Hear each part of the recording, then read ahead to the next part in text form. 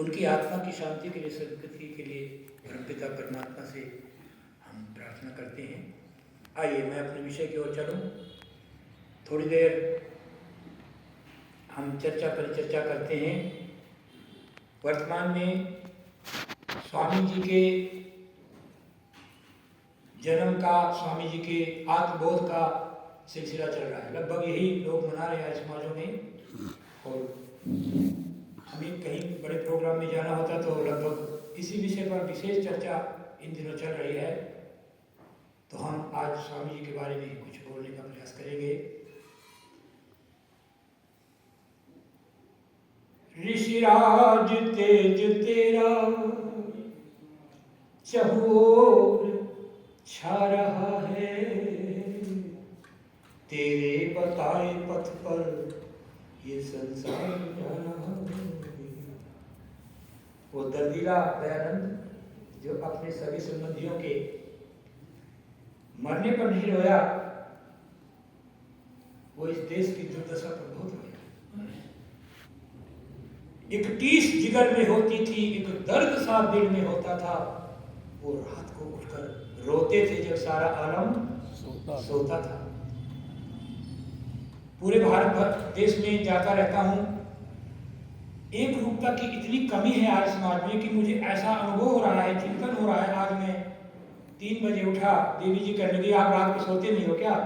मैंने कहा बस मैं 2-3-4 घंटे सोता हूँ। क्योंकि वास्तव में जिसे देश का, समाज का बहुत काम करना है, मोदी जी बहुत कम सोते हैं।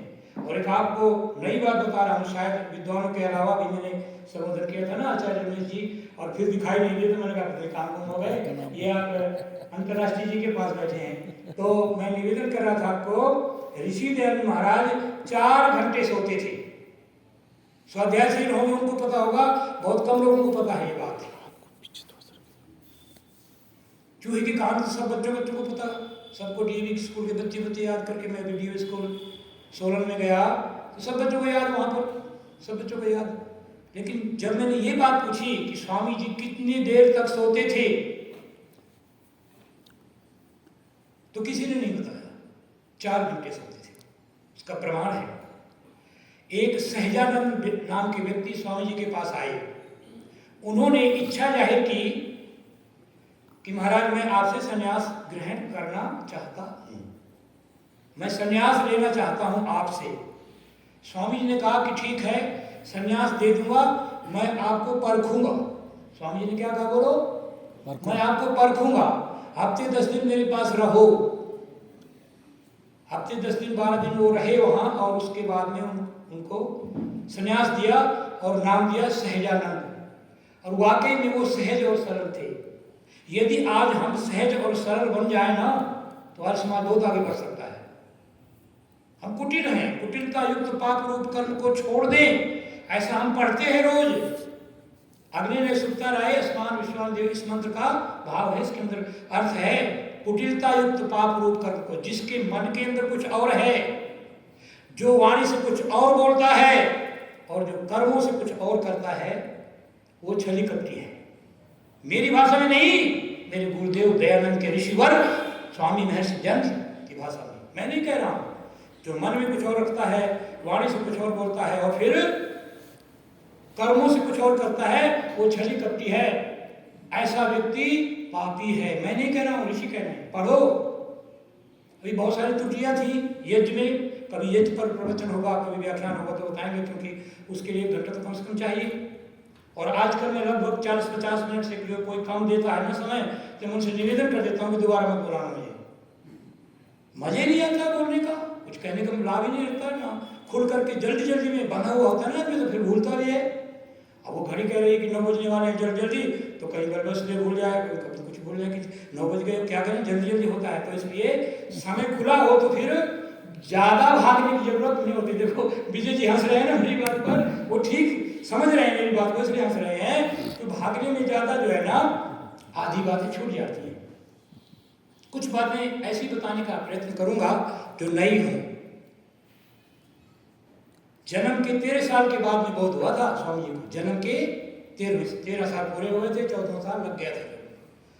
और जब वो सहजानंद की बात में बता रहा था कि उनका नाम सहजानंद रखा और वो सहज और सरल थे, और बिल्कुल स्वामी जी सरलता के कारण, सहजता के कारण स्वामी जी के बहुत नज़दीक हो गए थे और स्वामी जी की बहुत नज़दीकी जानने लगे थे। तो उन्होंने बताया है, ये सहजानंद जी के जीवन से पता लगा है कि स्वामी जी 4 घंटे सोते थे। वो देखते थे अच्छे से, 4 घंटे सोते थे। तभी तो जब किसी व्यक्ति ने पूछा कि आपको काम वासना नहीं सताती, तो उन्होंने कहा कि अभी मुझे सोचने दो, विचारने दो, थोड़ा ठहरो। और नेत्र बंद करके एकाग्रचित्त होकर के विचार किया कि कभी मुझे ऐसा समय ही नहीं मिला, उनके पास समय ही नहीं होता था। जो लोग काम करने वाले हैं वो कम खाते हैं, कम सोते हैं, संसार की वस्तुओं का कम से कम भोग करते हैं, चटोरेपन की चीजें देख करके उनकी जीभ लपलपाती नहीं है, क्योंकि वो उद्देश्य उनका है कि जीने के लिए खाना। किसका उद्देश्य क्या है बोलो? कि जीने के लिए खाना है और काम करना है, समाज का, देश का, राष्ट्र का, वेद का। वेद के काम के करने की बहुत जरूरत है। ऋषि ध्यान जैसे हजारों लाखों व्यक्तियों की आज जरूरत है। एक अकेला कितना बड़ा काम कर गया, एक अकेला ऋषि कितना बड़ा काम कर गया, बहुत बड़ा काम कर गया। लेकिन आज जरूरत लाखों की है। तो मैं निवेदन कर रहा था आपसे कि वो इतने सहज और सरल से स्वामी जी, कठोर भी थे और नम्र भी थे। ये विशेषता किस में होती है? योगी में होती है। जब राणा सज्जन सिंह ने कहा कि बहुत सारी संपत्ति, ओठीमठ की घटना भी ऐसी ही है कि जब ओठीमठ की महंत ने कहा कि बहुत सारी संपत्ति का मालिक बना देंगे, आप इसके उत्तराधिकारी बन जाएंगे, तो कहने लगे स्वामी जी कि तुम्हारी तो बहुत छोटी संपत्ति है ये। हालांकि वो अरबों खरबों की संपत्ति है आज के टाइम में। लेकिन श्री ऋषि ने कहा बहुत साधारण सी बात है, ये तो छोटी सी संपत्ति, इसको ग्रहण करके क्या करूंगा? इतनी ब्रह्मांड की सारी संपत्ति परमपिता परमात्मा की, इसको तो कभी पार ही नहीं कर सकता। और तुम्हारी संपत्ति को तो मैं 10 कदम रखूंगा, दौड़ लगा करके पार कर जाऊंगा, उसकी संपत्ति से बाहर कहाँ जाऊंगा? इसलिए मुझे प्रलोभन में नहीं। यदि हम ऋषि के सच्चे सिपाही हैं तो हम अपनी दिनचर्या को, अपने वसूलों को ठीक बनाएं, अपनी जमीन को ठीक बनाएं और कभी नहीं डिगे। हम थोड़ी सी बात में डिग जाते हैं। डीएवी स्कूल सोलन की एक अध्यापिका रिजाइन दे गई और मेरे सामने बात आई तो मैंने उनसे पूछा, मैंने कहा बहन जी आपने रिजाइन क्यों दिया? कि दूसरे स्कूल में मुझे तनख्वाह ज़्यादा बोलो मिल रही है, इसलिए मैंने छोड़ दिया। अरे मैंने कहा तुम तो फिर ऋषि को जाना ही नहीं, तुमने डीएवी स्कूल में वैसे ही नौकरी कर रहे हो, फिर तो क्यों नौकरी ही कर रहे हो, बस ऋषि को तो समझा नहीं। ऋषि तो डिगा ही नहीं है। इतना बढ़िया स्कूल आपको और नहीं मिलेगा, पैसे ज़्यादा मिल सकते हैं पर इससे बढ़िया स्कूल नहीं मिलेगा आपको। और कि बोले जी वो बहुत अच्छा स्कूल है, प्राइवेट स्कूल है, इंग्लिश मीडियम है, सब कुछ है, ऐसा है। मैंने कहा वहाँ हवन वगैरह होते हैं, वहाँ पे संस्कार वगैरह दिए जाते हैं, वहाँ पे धर्म शिक्षा पढ़ाई जाती है। बोले नहीं, वहाँ के वही बच्चे पढ़ाए जाते हैं जिनको विदेश जाना होता है। बड़ा स्कूल है और वही बच्चे पढ़ाए जाते हैं जहाँ वहाँ हिंदी बोलना प्रतिबंध है। क्या क्या खूबी है फिर उसमें, क्या वहाँ पर भारतीयता है, क्या बड़ी इंसानियत है। कम से कम इंग्लिश मीडियम होते हुए डीएवी स्कूल के अंदर इतनी बात तो है कि हमारी नैतिकता का, धर्म का, संस्कारों का ध्यान रखा जाता है। कम से कम इतनी बात तो है। चलो मैं मानता हूँ इंग्लिश मीडियम है, ये भी है। तो वास्तव में जो है ना, जब हम ऋषि को समझ जाएंगे तो हमारे वसूल होंगे, हम कमाएं खूब। क्योंकि वेद में गरीब बन करके रहने का कोई विधान नहीं है कहीं पर। वयम श्याम पतयो रैनाम। रात्रि को हम बात कर रहे थे कि ये बोली बड़े बेटी की शादी और हो जाए और उसके बाद में वानप्रस्थ लेकर के, तो मैंने कहा छोटे मोटे नहीं, ऐसे बढ़िया सा वानप्रस्थ लेंगे और बढ़िया ऐसा ड्राइवर रखेंगे जो कंप्यूटर जानता हो, गाड़ी चलाना जानता हो, बढ़िया वीडियो बनाता हो, हमारी वायरल करता हो सारे उसमें, देश में सब जगह इंस्टाग्राम चलाता हो। हम तो अनपढ़ है, हम तो कुछ आता नहीं है, मैं व्हाट्सएप के अलावा कुछ नहीं चलाना जानता, फेसबुक भी चलाना नहीं आता मुझे, सच कह रहा हूँ। यदि मैं अंग्रेजी पढ़ा हुआ और बढ़िया होता ना तो और ज़्यादा काम कर पाता। तो इसलिए कि कभी अंग्रेजी का विरोध नहीं करता और करना भी नहीं चाहिए, क्योंकि भाषा है ये। अंग्रेजी पढ़ने कोई पाप नहीं है, कोई गलत नहीं है, पर वो अंग्रेजी हमारे जीवन में अंग्रेजियत ना पैदा करे। इतना ध्यान रहे, हमारा खान पान, हमारा रहन सहन, सुबह शीघ्र उठना, व्यायाम करना, जो हमारी गुरुकुलीय परंपराएं हैं, जो वेद की परंपराएं हैं, उनका ध्यान रहे तो अंग्रेजी पढ़ने में क्या दिक्कत है? कोई बात नहीं। एक आदमी कह देगा आई लव यू, तो हम कह देंगे मैं आपसे प्रेम करता हूँ, अंतर तो इतना ही है ना, क्या अंतर है? तो ज्यादा अंतर तो नहीं है। हिंदी में कह देंगे मैं आपसे प्रेम करता हूँ, अंग्रेजी में क्या कह देंगे आई लव यू, बस इतना तो अंतर है, कोई बड़ी बात नहीं है। इसलिए हमें श्रेय मार्ग को, प्रेम मार्ग को, दोनों को साथ लेकर चलना है। पर जब समय आ जाए, 50 प्लस हो जाए, तो फिर धीरे धीरे प्रेम मार्ग को कम करना और श्रेय मार्ग को अधिकता अधिकता अधिकता करना है। जैसे सारा समय विजय जी का घूमने में, फिरने में, आज समाज के कामों में, उसमें जय घोष लगाने में, इसी में लगा रहता है। अब इनको पता लग गया कि मैं अब उधर चल रहा हूँ जहाँ से श्रेय मार्ग को अपनाना है ज़्यादा करके और प्रेम मार्ग को धीरे धीरे करके कम करना है। तो ऋषि दयानंद कमाल के वैज्ञानिक थे, कमाल के ऋषि थे।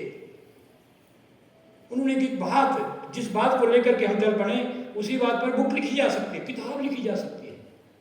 इसलिए वो निर्लोभी थे, वो त्यागी थे, तो हमें भी निर्लोभी होना चाहिए, हमें भी त्यागी होना चाहिए। वो जमीर के सत्य थे। आज एक सत्य के ऊपर बात आई थी ना वेद में, वेद मंत्र की आहुति डाल रहे थे, जब ऋषि दल ने कहा कि मेरी उंगलियों को बत्ती बना करके जला दिया जाएगा तो भी मैं सत्य को सत्य ही कहूंगा, तो भी मैं सत्य कोई छोटी चीज नहीं है। एक अकेले सत्य शब्द के कारण 2.5 अक्षर का शब्द है, राजा हरिश्चंद्र आज तक भी अमर है। किसके कारण? सत्यवादी राजा हरिश्चंद्र। तो ऋषि का चिंतन कितना गजब का था कि सत्य एक मूल्यवान, शक्तिशाली, प्रभावशाली और मनुष्य को बल प्रदान करने वाला आचरण है। सत्य को ग्रहण करने, असत्य को छोड़ने में सदा उद्यत रहना चाहिए। हम कितने लोग ऐसे हैं जो ऋषि की बात को मान करके उद्यत रहते हैं। मैंने इसका अनुभव किया, कई बार भूखा रहना पड़ जाएगा, कोई बात नहीं, लेकिन जो सत्य बोलने के बाद में अंदर से ऊर्जा आएगी, उसका अनुभव केवल वही करेगा जो सत्य बोलेगा, दूसरा कोई नहीं। आज इन मोबाइलों ने इतना काम खराब कर दिया।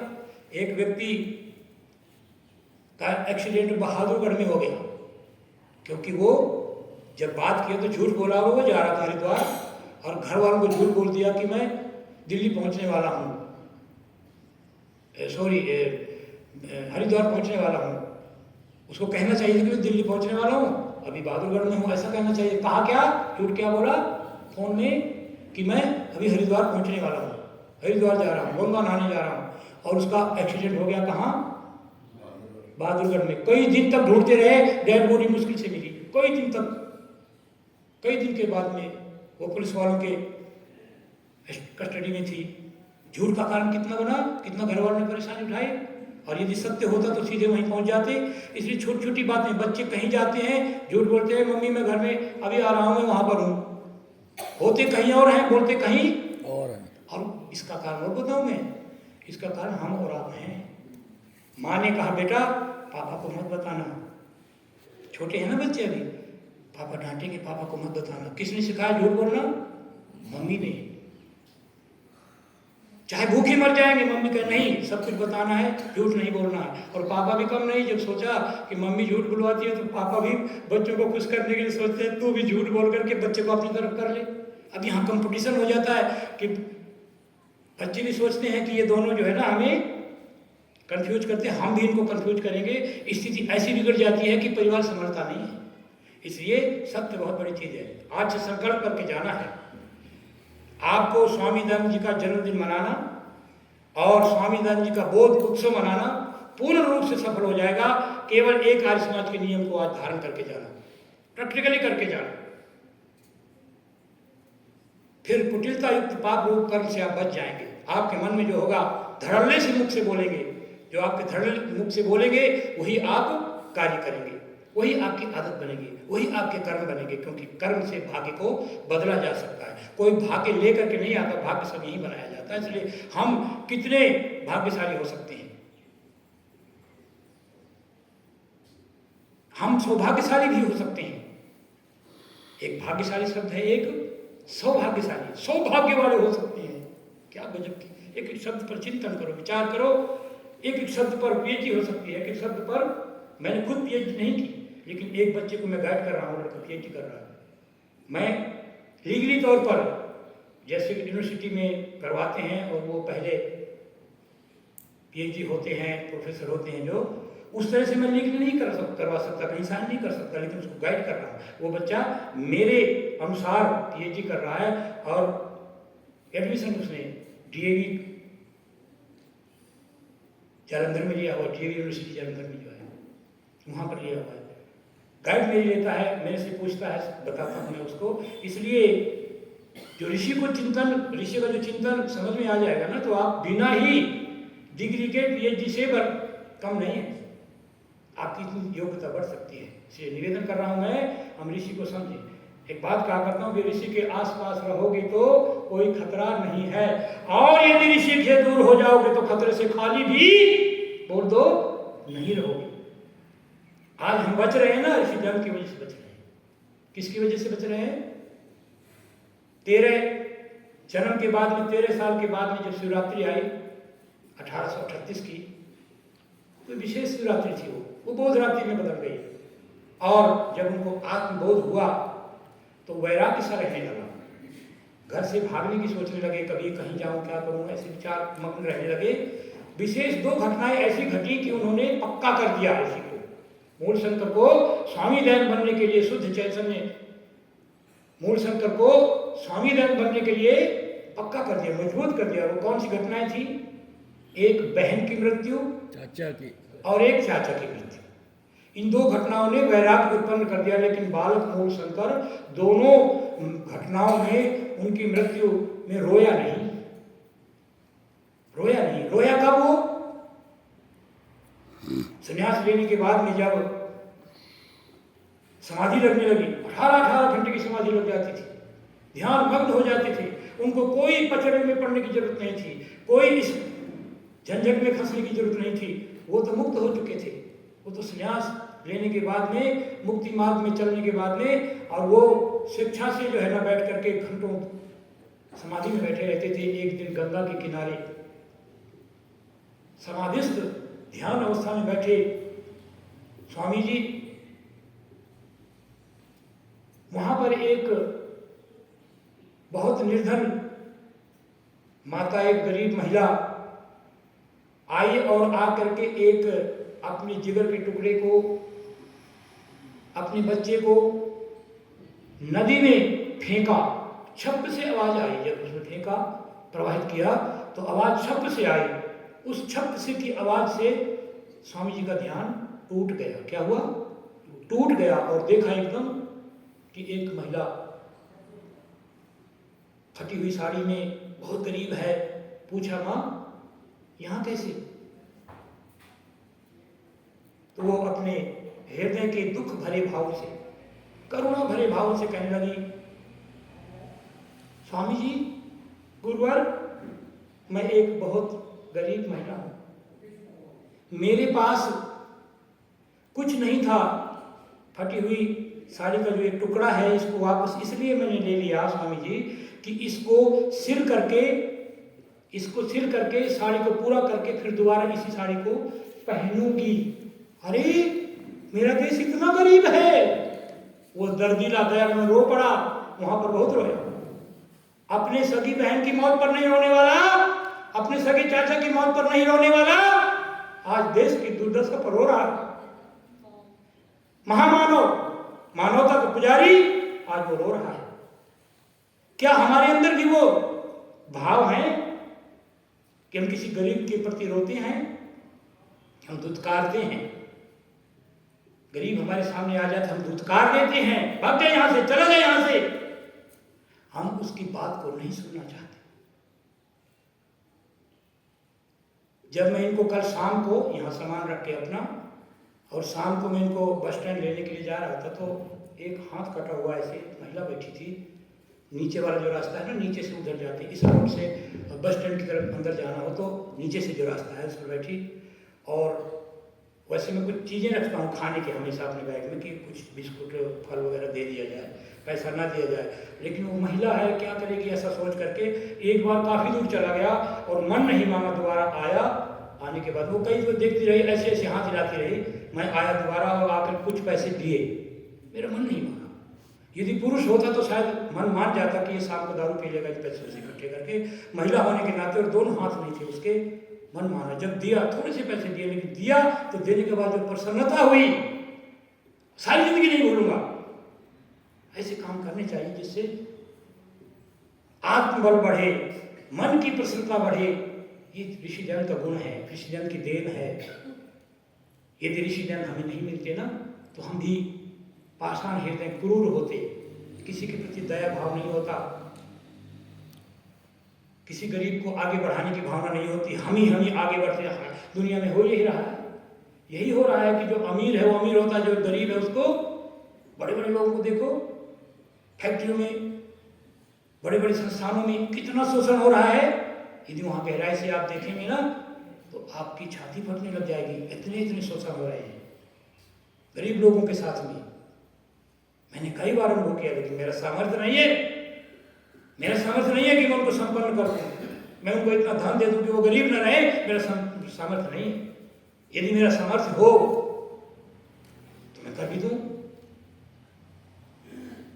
परमपिता परमात्मा ने हमें एक ऐसा महामानव दिया जिस महामानव ने हमें झकझोर करके रख दिया। महर्षि दयानंद एक बार जब सफर में चल रहे हैं, वन में, बीहड़ वन में, कंकड़ों में, पत्थरों में, पहाड़ों में, नदियों में, पर्वतों में बर्फ के टुकड़े भी खाए। जब बहुत भूख लगी तो ऋषि ने बर्फ का टुकड़ा मुंह में रखा। क्या जरूरत थी? एक दिन मैं पिंजौर में पोछा लगा रहा था, किसी ने देखा, क्या आपकी मजबूरी क्या है? मैंने कहा मेरा ये शौक है, कोई मजबूरी नहीं है। मुझे अच्छा लगता है कि मैं अपने आर्य समाज मंदिर को जिस ऋषिदान का लगाया हुआ पौधा बहुत सुंदर रहे। सेवक गया हुआ है, नहीं है, कोई बात नहीं, क्या हो गया? आपकी क्या मजबूरी है, क्या लाचारी है कि आप इतने बड़े विद्वान होकर के? मैंने कहा नहीं, मेरी कोई लाचारी नहीं, मेरी कोई मजबूरी नहीं है। ये मेरे ऋषि का लगाया हुआ पौधा है, मैं इसको मुरझाए वो कभी जिंदगी में देख नहीं सकता। ये मेरी मनसा है, ये मेरा शौक है।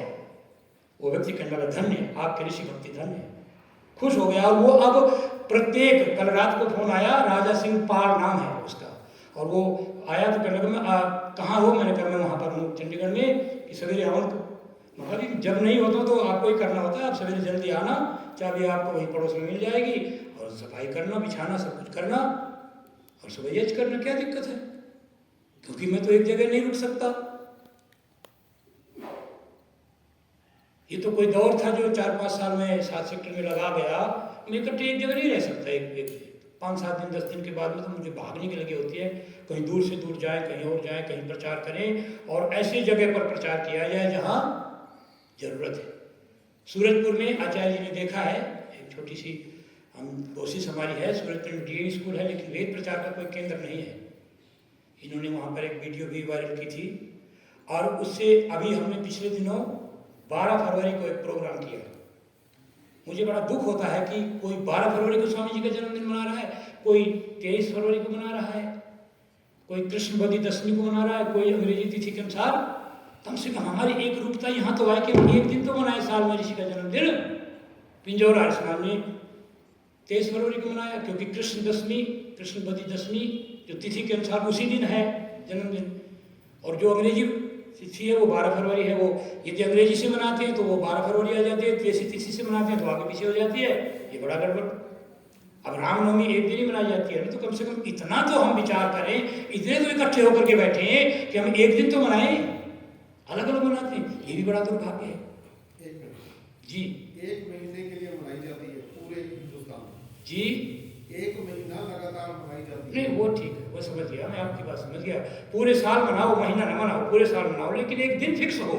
मेरी भाव को समझो। 12 फरवरी है नहीं, कृष्ण दशमी, कृष्ण बदी दशमी है, वो किस दिन पड़ेगी? अच्छा एक बात बताओ, पिछले साल, सुनो सुनो सुनो, पिछले साल रामनवमी, सब ने बोले, एक जने बोले, हाँ बोलो किसको बोलना है? हाँ वही होनी चाहिए। सुनो सुनो, इसलिए होनी चाहिए, श्री रामनवमी एक डेट को होती है फिक्स, फिर श्री रामनवमी एक नहीं होती तो तिथि के अनुसार होती है, इसलिए अलग अलग तिथि। तिथि को फिक्स रखो, डेट बदलने दो। तिथि को फिक्स रखो जिस दिन उनका जन्म हुआ है। वो भी कितनी संमत के अनुसार नहीं, वो भी गलत है, वैसे हम लोग गलती करते हैं वो भी तिथि हमारा हिंदू जो वो है ना, वो तिथि के हिसाब से तिथि के, हाँ बस ठीक है, इन्होंने मेरा समर्थन किया इसलिए इनका मैं बहुत बहुत धन्यवाद करता हूँ। और बाकी बात में आप आपस में चर्चा करते रहना, सब बस ठीक है। सदन में जो बात ठीक हो गई, बाद की बात अलग से करते रहना, आप ठीक है। सदन की बात जो है ना वो सार्वजनिक होती है और व्यक्तिगत बात अलग होती है। सदन में जो बात मंजूर हो गई, इन्होंने कह दिया, ये भी जिम्मेवार हैं क्योंकि मंत्राणी है। नहीं, ये भी तो नहीं, वही मैं कह रही हूँ, मनाना चाहिए, और हम लोग बच्चों के साथ चल रहे हैं। वो सुनो बहन जी, सुनो, मैं आपकी बात का समर्थन करता हूँ और निश्चय करता हूँ। आप वो समझ नहीं पा रहे, वो आप भी नहीं शायद समझ, वो जो कहना चाहते हैं वो ठीक कह रहे हैं, वो जो कहना चाहते हैं वो ठीक कह रहे हैं कि आप अपने बच्चे का जन्मदिन उसी दिन मनाएंगे जिस दिन जन्म हुआ है, ठीक है ना। लेकिन आप यदि अंग्रेजी तिथि के मुताबिक मना रहे हैं तो आप जो कहना चाहते हैं कि हम हिंदू भारतीय तिथि के अनुसार मनाते हैं, यही कहना चाहते हैं ना, तो तिथि के अनुसार तो बदलेगी, डेट बदलेगी, हर साल डेट बदलेगी। जैसे श्री रामनवमी का पर्व इस बार 6 अप्रैल को है, 6 अप्रैल को है ना, 6 अप्रैल को मना रहे हैं, 19 वाले भी मना रहे हैं, 6 अप्रैल को है। पिछली साल किस तारीख को था, है किसी को ध्यान तो बताओ? 6 अप्रैल को नहीं था, 29 मार्च को था संभवतः, मैं यहीं पर था, 19 में था मैं, 29 मार्च को था। तो इस बार 6 अप्रैल को क्यों मना रहे हैं? 29 मार्च को मनाओ। हर साल अलग अलग डेट होती है। हाँ, ये भी बात है। ऐसे ही यदि हम अपनी भारतीयता को कायम रखना चाहते हैं तो डेट बदलेगी, क्योंकि डेट हमारी नहीं है, तिथि हमारी है। हाँ, ये यही बात है, असली बात ये है, क्योंकि डेट हमारी नहीं है, तिथि हमारी है, तो हम अपनी बात को अपनाएंगे, दूसरे की, जल्दी बोलो, अपनी बात अपनाएंगे तो उनकी बदलेगी, हमारी फिक्स रहेगी, ठीक है ना। इसलिए इस बार 23 फरवरी को था, इस बार 23। अब गुरु जी मैं प्रवचन कर रहा हूँ, बाद में बात करूंगा। तो जो है ना, मैं निवेदन कर रहा हूँ आपको कि हम यदि अपनी तिथि, भारतीय तिथि, जो प्राचीन ऋषि मुनियों की बताई हुई तिथि, उसके मुताबिक यदि चलते हैं, हम अपनी तिथि को अपनाते हैं तो डेट फिक्स नहीं कर सकते। और जो आप अपने बच्चों का जन्मदिन मनाते हो ना, वो तिथि से नहीं मनाते, इसलिए डेट फिक्स है। हाँ, असलियत ही यही है। हाँ बस असलियत आ गई। अब आगे चर्चा करते हैं, छोड़ दो इस विषय को। हम महर्षि दयानंद सरस्वती, मेरा भाव कहने का यह है, चाहे डेट पर मनाओ, चाहे तिथि पर मनाओ, पर एक हो जाओ। मेरे प्यारे आर्य बंधुओं, मेरा भाव कहने का समझो। 2 बार मनाई गई भारत में, इस बात से हमें जिम्मेवार लोगों को ये सुनना पड़ता है कि आर्य समाज के, आप आर्य समाज के लोग, आर्य समाज के विद्वान, तुम अपने गुरु का जन्मदिन एक होकर के एक दिन नहीं मना सकते, और क्या करोगे आगे? ये बातें जो व्यंग्यात्मक सुनने को मिलती हैं, इस दर्द को व्यक्त किया है मैंने यहाँ पर। पीछे है 5 मिनट। इस दर्द को मैंने यहाँ पर जी कहिए। बहुत अच्छा, आज परिचर्चा की देखो, बात कहीं से कहीं चली गई। जी, मैं केवल आपसे नहीं, जितने बंदे बैठे यहाँ पर हैं हमारे समाज में, सबसे कहना चाहता हूँ, जी, यदि हम नए सम्मत को मानते और अपनाते हैं, यदि हम नए सम्मत सर को मानते अपनाते हैं और उसी के अनुसार चलते हैं, तो हमें महर्षि दयानंद का जन्मदिन तिथि के अनुसार मनाना चाहिए, ना कि डेट के अनुसार मनाना चाहिए। बस यदि हम डेट के अनुसार मनाते हैं, इसका मतलब हम संवत्सर को मानते नहीं हैं, ढकोसला कर रहे हैं, धोखा दे रहे हैं अपने को। और ना हम सनातन को मानते हैं, ना हम सनातनी हैं, ना हम इस सम्मत को मानते हैं। यदि आप इन चीजों को फॉलो करते हो, आर्य समाज को फॉलो करते हो, तो महर्षि देव दयानंद का जन्मदिन तिथि के अनुसार होना चाहिए, जिस दिन उनका जन्म हुआ था, अर्थात जैसे इस बार था 23 फरवरी को। अंग्रेजी के डेट के हिसाब से मतलब है कि आप आज भी मानसिक रूप से अंग्रेजों के गुलाम हैं। हाँ, बिल्कुल ठीक है। बस सारी बात का समाधान प्रधान जी ने कर दिया। अब इसमें बोलने की कोई आवश्यकता नहीं है। हाँ, बहुत सुंदर खींचना, बढ़िया लगे अखबार के हिसाब से। हाँ, बढ़िया से चलिए, तो मैं निवेदन कर रहा था कि मेरा जो दर्द था उसको इन्होंने अपने ऊपर लेकर के बहुत बढ़िया ढंग से समझा दिया सबको। अब मुझे कुछ कहने की इस पर जरूरत नहीं है, इसके बारे में मुझे कुछ कहने की आवश्यकता नहीं है। मैं ये कहना चाहूँगा कि हम ऋषि धर्म के बताए हुए मार्ग पर चलें, ऋषि धर्म को समझें, ऋषि धर्म को पढ़ें, ऋषि धर्म पर चिंतन करें। वो एक निराला सन्यासी था, वो एक दर्दीला सन्यासी था, एक महान सन्यासी था, वो एक महामानव था। हमें महामानव मिल जाना हमारे लिए सौभाग्य की बात है। कोई इस बात को महसूस करता है कि नहीं करता है, मुझे बहुत गर्व है और मैं अपना सौभाग्य, मैं सर्वस्व लुटा सकता हूँ, सब कुछ छोड़ सकता हूँ, मैं ऋषि धर्म को नहीं छोड़ सकता। क्योंकि ऋषि धर्म को छोड़ दिया तो समझो हमने वेद को छोड़ दिया, आर्य समाज को सब कुछ छोड़ दिया। सब कुछ देने वाला तो ऋषि है ना, आर्य समाज बनाने वाला। वेद को तो कोई कहता था शंखासुर ले गया है, शंखासुर ले गया, वेद यहाँ नहीं है, लोग ऐसा कहते थे। लाकर किसने दिया? यदि ले भी गया था, मैं ये भी बात मान लो, तो छीन करके भी लाया है, खोज करके भी लाया है। कौन लाया है? दयानंद, और हमें दिया है। एक वेद का मंत्र कम से कम शाम को बैठ करके अपने घरों में वेद रख लो, सत्यार्थ प्रकाश रख लो, एक पेज परिवार के बीच में किसी बच्चे को कहो छोटे छोटे अक्षर हैं। कोई चीज़ मुझे किसी बच्चे से परवाह नहीं हो तो कहता हूँ बेटा मेरा चश्मा घर रह गया, बहुत छोटे छोटे अक्षर दिखता नहीं, पढ़ के सुना दे। वैसे कहूँगा ना इसको पढ़ नहीं पढ़ेगा, लेकिन मुझे पढ़ के सुना दे, निश्चित रूप से वो पढ़ेगा, सुनाएगा, और जब वो पढ़ेगा तो वो भी कुछ अपने पल्ले तो रखेगा, थोड़ा बहुत तो समझेगा। इस तरीके से बच्चों को बिठाओ, बेटा मुझे सुनने की इच्छा है, इसको मुझे सुनाओ, पढ़ करके बताओ। कई तरीके से किसी को आर्य बनाना है उसका तरीका बता देता हूँ। आप राम और रावण को समानांतर बराबर में खड़ा कर दो और आप उनसे पूछो आप रावण की संतान हो या राम की संतान हो? आप रावण की संतान हो या राम की संतान हो? तो व्यक्ति क्या कहेगा? मूर्ख से मूर्ख होगा, जो बहुत कुछ भी नहीं पढ़ा लिखा होगा और केवल खाना पीना कमाना खाना जानता होगा और कुछ नहीं करना जानता, वो भी कहेगा मैं राम की संतान। रावण की संतान कोई नहीं कहेगा, सब क्या कहेंगे? मैं राम की संतान हूं। तो उसको धीरे से कह दो कि राम तो आर्य थे, फिर आपको भी आर्य बनना चाहिए। आप अपने पूर्वज की संतान हो करके और आप अपना नाम ही बदल रहे हो। जब वो आर्य थे तो आप भी आर्य हो। आर्य की जो गुण कर्म स्वभाव आपके अंदर नहीं है, जो कमी है, जो न्यूनता है, उसको रास्ता बता दो कि आप आर्य समाज में जाओ। धीरे धीरे करके सारी बातें जान जाओगे। आर्य समाज का तो सेवक भी अब मेरे साथ मंत्र बोल रहा था, रमाकांत भी मैं सुन रहा था, स्वाहा भी बोल रहा था, अब हवन कराता है। और जब पहले पता नहीं उसको आर्य का पता था कि नहीं पता था, गांव से आया कहां से आया, तो ये आर्य समाज की बहुत बड़ी देन है।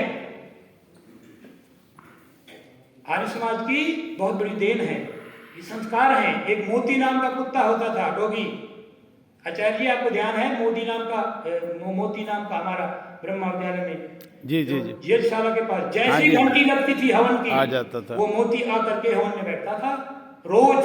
ये साक्षी है, मेरे से जूनियर है क्लास, दो क्लास ये दो कह रहे हैं, 2 क्लास मेरे से जूनियर है और 7 क्लास मेरे से सीनियर है आचार्य देवव्रत जी। हम सब एक ही कंपनी के, एक ही फैक्ट्री का माल है। चाहे आचार्य देवव्रत जी हो, चाहे डॉक्टर उमेश जी हो, चाहे कोई और बड़े से बड़े व्यक्ति हों, वो सब एक ही कंपनी का माल है। ये प्रोडक्ट हम सब एक ही हैं। इसलिए इनके अंदर तो बस ठीक है, समय के हिसाब से बदल गए। क्या हुआ? इतना विरोध करता था मैंने भजनलाल से टक्कर ली एक बार और जेल काटी। जीन जेल में रहा मैं, वहाँ रोज हवन करवाता था। मैं कभी ना हवन कर भोजन नहीं करूँगा, सब कैदियों को हवन करवाता था, सबको। और प्रोफेसर ओम कुमार जी किसान कॉलेज में बहुत अच्छे विद्वान हैं, शायद नाम सुना होगा, वो पीपे बोरियां समाधि की भेजते थे, खूब करो अंदर। और सौभाग्य ये हुआ था गुरुकुल आर्य नगर का नरेश नाम का जेलर, जिसके नेम प्लेट हमने देखी, नरेश आर्य लिखा हुआ। हम गदगद हो गए, हमने कहा हमारा काम बन गया, हम तो जेल में भी काम करेंगे। तो ऋषि का सिपाही कहीं भी रहेगा ना, वो चुप करके नहीं बैठेगा, वो जहाँ भी रहेगा वहाँ काम करेगा। इसलिए ऋषि का भक्त बना दो अपने बच्चों को, बस और कुछ करने की जरूरत नहीं है। उनको जीवन जब पढ़ेंगे ना ध्यान से, और उनको दर्द उठेगा अंदर से, ये घड़ी ठीक है, इसके मुताबिक चलना है मुझे, या बात ठीक है, इसी के हिसाब से चलना है। किसी से आवाज़ आई थी कि ये घड़ी पीछे है 5 मिनट, तो मैं बड़ा खुश हुआ था कि 5 मिनट मुझे और मिलेंगे, लेकिन चलो कोई बात नहीं, जो समय मुझे मिला हुआ है, मेरी जो बात होती है वो चर्चा परिचर्चा के रूप में होती है और झकझोर देने वाली होती है। मैं कोशिश करता हूँ कि हमारे सबकी संतानें ऋषि धर्म को जान जाएं, आर्य समाज को जान जाएं और वेद को पढ़ें, आधा घंटा घंटा थोड़ा समय निकालें और वेद के मार्ग पर चलें। बस हमें कुछ करने की जरूरत नहीं है, हमारी संपत्ति सबसे बड़ी वही है, चाहे वो विदेश में रहें, चाहे वो देश में रहें, चाहे दुनिया के किसी कोने में रहें, कहीं पर भी रहें, उसकी कोई चिंता नहीं। हमारा बेटा भोपाल में रहता है, हमें फक्र है, वो किसी लड़की की तरफ नहीं देखेगा, हमें विश्वास है क्योंकि गुरुकुल पढ़ा हुआ है। ये बैठी है, ये कहती है हमें कोई चिंता नहीं रहती, पहले बच्चे को अच्छे से संस्कारित कर दो।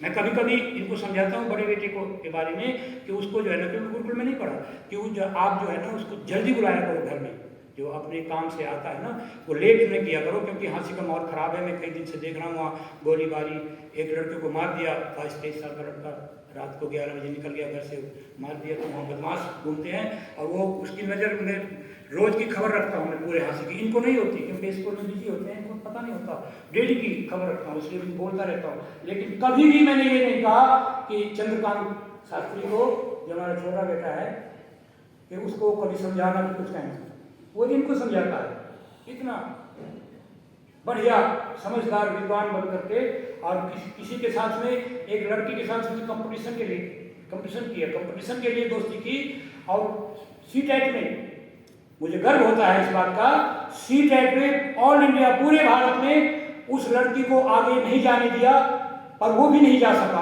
वो लड़की भी इतनी गजब की थी, इतनी कमाल की, मैं हंस रहा था मैं अपनी देवी जी से कि मैं इसी लड़की से शादी करवा दूँ ना उसकी, बोले ना उससे नहीं करेगा, उसको बहन बोलता है, वो उससे नहीं करेगा, क्योंकि वो ऐसा हिंदुस्तान का, ऐसी भारतीय संस्कृति का पुजारी है कि जिसको एक बार बहन कह दो तो वहीं रहेगी शादी में। वाह, बहुत अच्छी बात। तो हमें उसके बारे में कोई चिंता नहीं रहती कि वो कहीं इधर उधर घूमेगा, गलत चीज खाएगा, या किसी की तरफ गलत बहन बेटी की तरफ देखेगा, हमें कोई चिंता नहीं रहती। बच्चे को अच्छा बना दो, दुनिया में कहीं भेज दो, कोई खतरा नहीं, संस्कार बढ़िया दे दो, कोई खतरा नहीं। मुझे थोड़ा सा अतिशयोक्ति लग रही है कि मैं अपने बेटी की बड़ाई खुद कर रहा हूँ, लेकिन ये सच्चाई है जो मैं बता रहा हूँ। ऐसा करेंगे तो हमें सुकून होगा, उसके प्रति हमें कोई चिंता नहीं होती, कभी कोई चिंता नहीं होती कि वो लेट आएगा कि क्या करेगा, कि कहीं कोई भवन खड़ा कर देगा कि क्या करेगा। लेकिन मैं बड़े के बारे में समझाता रहता हूँ, क्योंकि उसके विचार अलग हैं कि उसको समय पर घर बुलाओ, लेट से लेट घर से बाहर ना रहे, बार बार मैं कहता रहता हूँ। वो यहाँ भी दो साल मेरे पास सेक्टर 7 में रहा, वो भाग जाता था पार्क में कहीं, तो मैं उसके पीछे जाता था, बेटा इधर तो नहीं जाना कहीं, बोले मैं पार्क में बैठा हूँ आराम से, कोई बात नहीं है। तो वास्तव में जब बच्चा वेद के मार्ग पर चलेगा, जब बच्चा ऋषि ध्यान को समझेगा, जब बच्चा आर्य समाज को समझ जाएगा, तो समझ लो बड़ा हो गया। क्या हो गया बोलो? जैसे हम और आप बड़े हैं, हमें कोई चिंता नहीं ना, विचारशील हो गए ना, तो वो व्यक्ति, बड़े का मतलब विचारशील हो जाता है, वो विचार पूर्वक काम करता है, चिंता नहीं रहती हमें, माता पिता को चिंता नहीं रहती कि वो कहाँ रह रहा है, क्या करेगा, कैसे करेगा।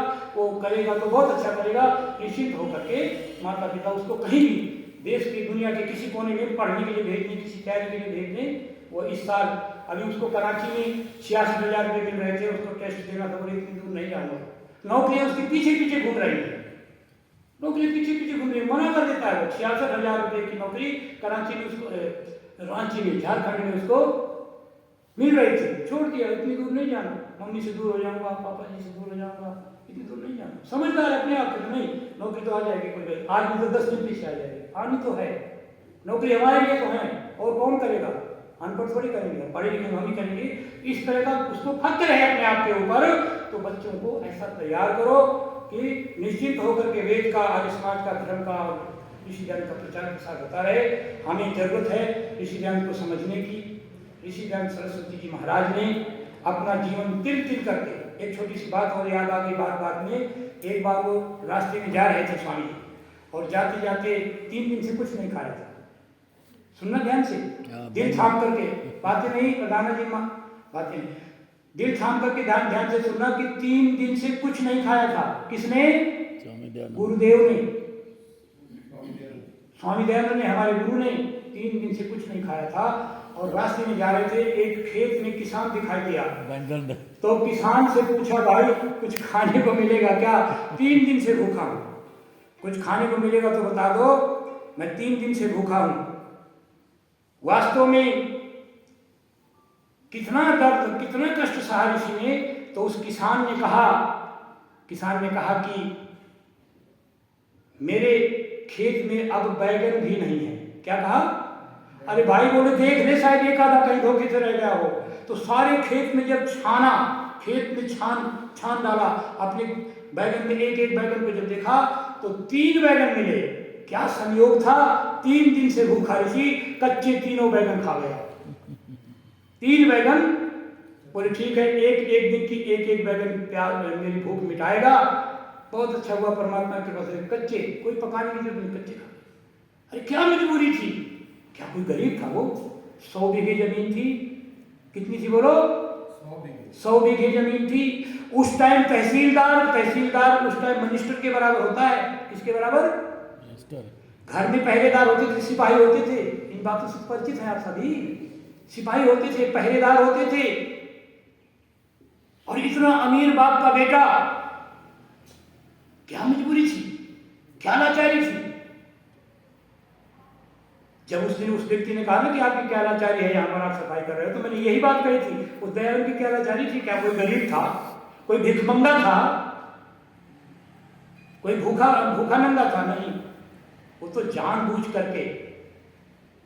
जानबूझ करके सोच विचार करके, समझ करके, और बोध जब हुआ, सच्चा जब बोध हुआ बोध रात्रि को, तो उसने देश का, समाज का सुधार करने के लिए अब बीड़ा उठाया था। कोई मजबूरी नहीं थी। इसलिए यदि कोई मजबूरी में काम कर रहा है तो या तो तनख्वाह के लिए कर रहा है, कोई भूखा मर रहा है इसलिए कर रहा है। और जब सब कुछ हो, घर में कोई कमी ना हो, और वो जब काम कर रहा है तो समझ लेना वो लगन से कर रहा है, उसको अंदर से शौक है, अंदर से करने की एक जिज्ञासा है, अंदर से करने की एक भावक है, ललक है, मन में पक्का दृढ़ संकल्प है। तो ऐसा ही ऋषि का जीवन था।